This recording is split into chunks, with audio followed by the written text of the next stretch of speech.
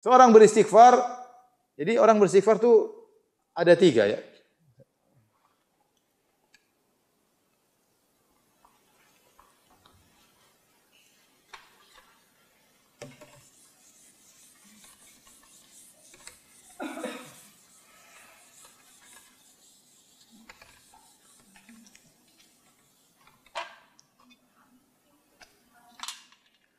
Sebab istighfar.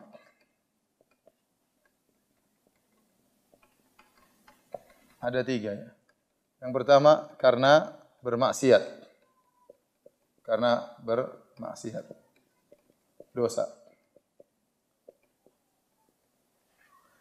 Yang kedua tidak mampu beribadah yang sesuai dengan apa? Keagungan siapa? Keagungan Allah. Makanya setelah salat beristighfar. Setelah salat beristighfar. Bahkan setelah haji juga beristighfar. Tsumma afidhu min haitsu afadha an-nas wastaghfirullah. Kata Allah, kemudian beranjaklah kalian meninggalkan padang Arafah dan beristighfarlah. Padahal mereka di padang Arafah berdoa habis-habisan. Tatkala meninggalkan padang Arafah, setelah berhaji Allah suruh apa? Istighfar. Jadi contoh setelah salat beristighfar, setelah wukuf juga apa? Beristighfar. Setelah wukuf di Arafah beristighfar. Yang ketiga, tidak mampu mensyukuri seluruh nikmat Allah.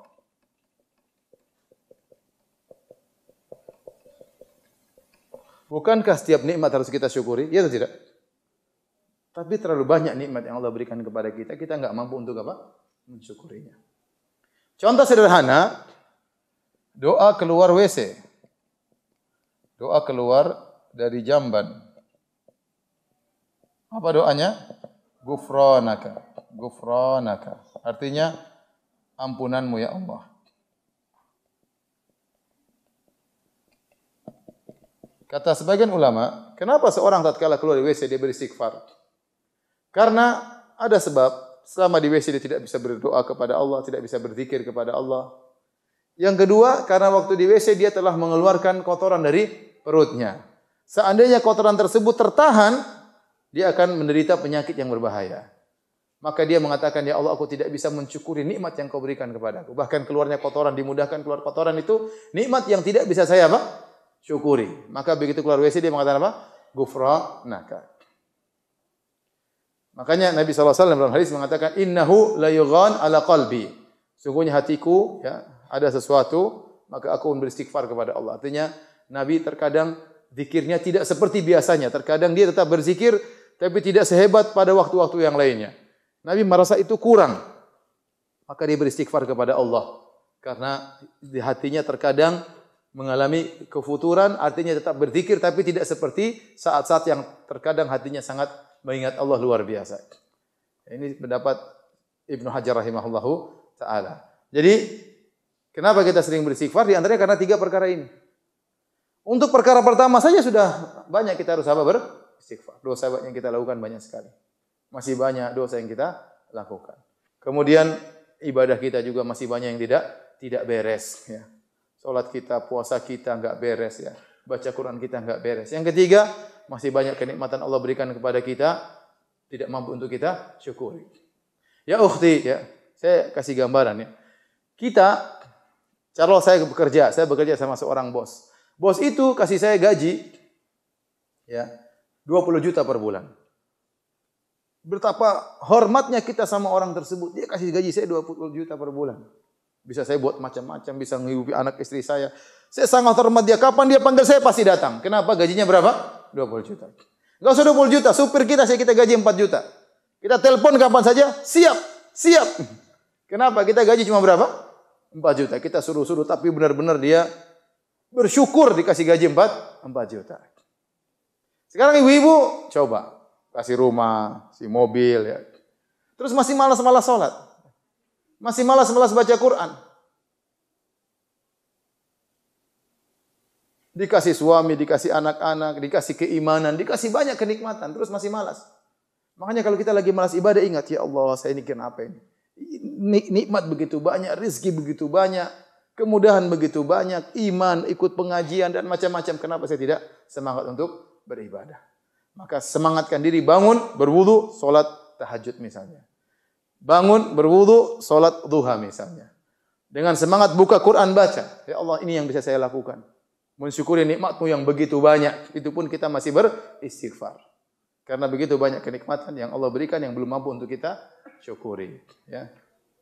Oleh karenanya, inilah diantara ulama mengatakan Nabi SAW beristighfar dari sisi ibadah yang dia lakukan. Menurut beliau, tidak sepadan dengan keagungan siapa? Allah Subhanahu Wa Taala. Bukan karena beliau banyak bermaksiat, tidak.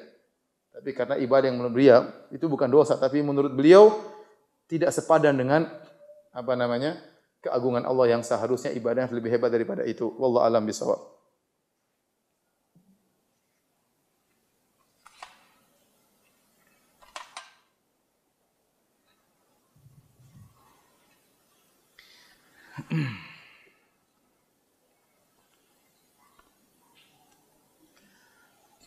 Dan ini juga dalil bahwasanya Nabi sallallahu alaihi wasallam tatkala memerintahkan sesuatu, beliau sudah melakukan sebelum beliau memerintahkan. Jadi seorang dai yang sukses adalah dai yang qudwah. Bukan hanya pandai ngomong, tapi dia mengerjakan apa yang dia lakukan. Itu yang terbaik tentunya. Namun tidak ada dai yang sempurna. Tapi maksud saya yang terbaik seperti itu. Seorang tatkala menasihati orang lain, maka dia melakukan apa yang dia lakukan.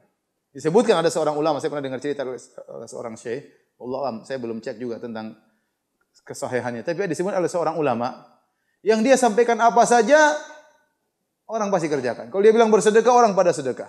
Kalau dia bilang orang salat malam, orang semua salat malam. Kalau dia bilang orang puasa sunnah, semua puasa sunnah. Akhirnya ada seorang budak, dia ingin dibebaskan. Budak itu datang kepada ulama ini, dia berkata, wahai alim ulama, tolong nasihati kepada bos-bos, majikan-majikan supaya bebaskan budak-budaknya. Supaya saya juga bebas. Ternyata ulama tersebut tidak pernah ceramah tentang itu. Ditunggu-tunggu kapan ini kok enggak pernah ceramah-ceramah. Nunggu diceramah enggak pernah diceritain. Sampai berapa lama waktu baru dia ceramain. Wahai para hadirin, bebaskanlah budak kalian. Baru laki-laki ini dibebaskan oleh majikannya. Kemudian ditanya sama ulama tersebut, kenapa antum lama sekali?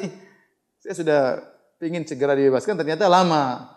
Kata ulama ini, karena saya kumpulkan duit dulu, saya bebaskan budak dulu, baru saya sampaikan kepada orang-orang. Ya.